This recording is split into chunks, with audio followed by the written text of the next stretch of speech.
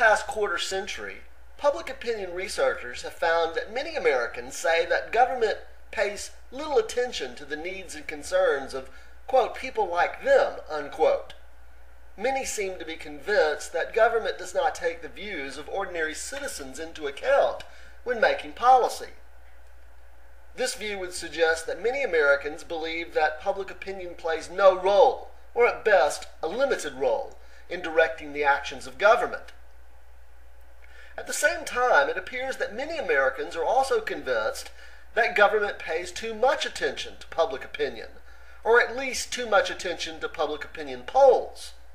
According to this line of criticism, people seem to think that elected officials consult public opinion polls routinely as a basis for making decisions.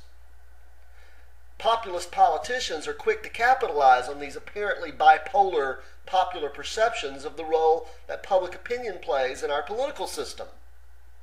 For example, during the 1992 presidential campaign, independent candidate Ross Perot, in his attempt to court voters, articulated both criticisms. In one breath, Perot could assert claims such as, "These politicians in Washington don't care about the opinions of people like you. They only care about the special interests."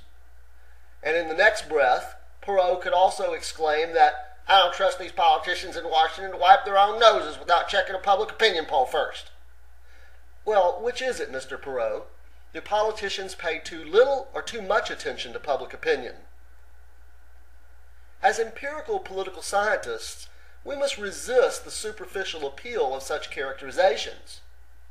However, these popularly held views do provide us a basis to proceed with our objective analysis of the role that public opinion plays in our political system.